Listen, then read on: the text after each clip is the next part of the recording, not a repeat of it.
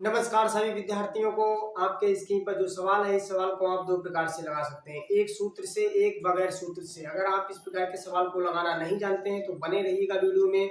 आज के बाद आप इस प्रकार के सवाल चंद सेकंडों में लगा सकते हैं और मैं आपको सिर्फ तरीका बताऊंगा, डिवीजन आपको खुद अपने आप करनी है। तो हम सवाल देखते हैं। एक आपको सूत्र से, एक आपको बगैर सूत्र से। अगर आपसे क्रय मूल्य पूछता है तो क्रय मूल्य बराबर आपको अंकित मूल्य प्राप्त होना चाहिए। मतलब सवाल में अंकित मूल्य दिया हो और आप 100 जो भी आपको छूट दी हुई हो उसको लिखेंगे और बटे में आप 100 लिखेंगे प्लस जो लाभ हो उसको जोड़ देंगे, आपको उत्तर प्राप्त हो जाएगा। हाँ, मैं इस सवाल को आपको बगैर सूत्र से भी बताऊंगा, बने रहिएगा वीडियो में। अंकित मूल्य यहाँ पर आपको 600 दिया हुआ है, 100 मतलब 20% की छूट देता है तो आप यहाँ पर 80 लिखेंगे क्योंकि 100 में से 20 आप घटाएंगे। अब यहाँ 20% लाभ के लिए तो यहाँ पर आप 120 लिखेंगे। एक से एक जीरो काट दें, 6 एकम 6 और 6 दूनी 12, 2 से काटेंगे 2 चौको 8, यहाँ पर 100 बचे हैं।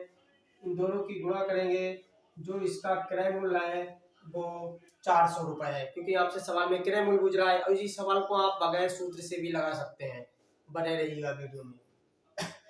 सवाल में आपसे कह रहा है 20% छूट, बस इसको आप भिन्न में बदलेंगे। इसे हम लिख सकते हैं 1/5, क्योंकि प्रतिशत हटाते हैं इसी संख्या के बटे में 100 लगाएंगे, 20 से काटेंगे 20 एकम 20 और 20 पंजे 100, इसलिए हम डायरेक्ट 1/5 लिख देते हैं।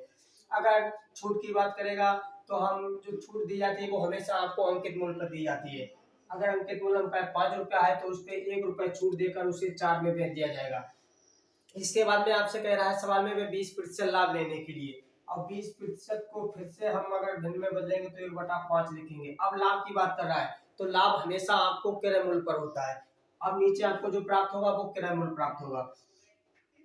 तो आपको वैसे तो ये क्रय मूल्य अगर मैं कहूँ 5 रुपया है तो उस पर 1 रुपया लाभ लेकर उसे 6 में बेच दिया जाएगा। इसके हिसाब से विक्रय मूल्य 4 है, इसके हिसाब से विक्रय मूल्य 6 है।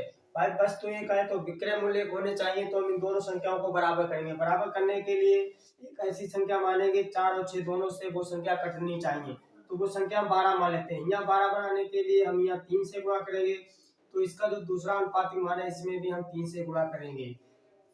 इससे 12 बनाने के लिए 2 से गुणा करेंगे तो यहाँ पर भी हम 2 से गुणा करेंगे। यहाँ पर हमको 10, 6 दूनी 12 और 5 तियां 15।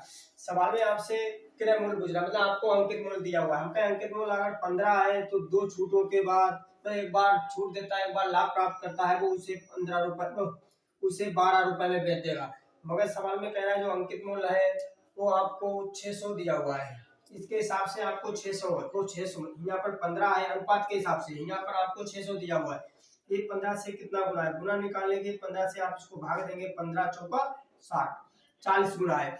तो हम कह सकते हैं जो वस्तु का क्रय मूल्य होगा वो भी 10 ना होके इससे 40 गुना 400 हो जाएगा। बस इतनी देर का ये सवाल है।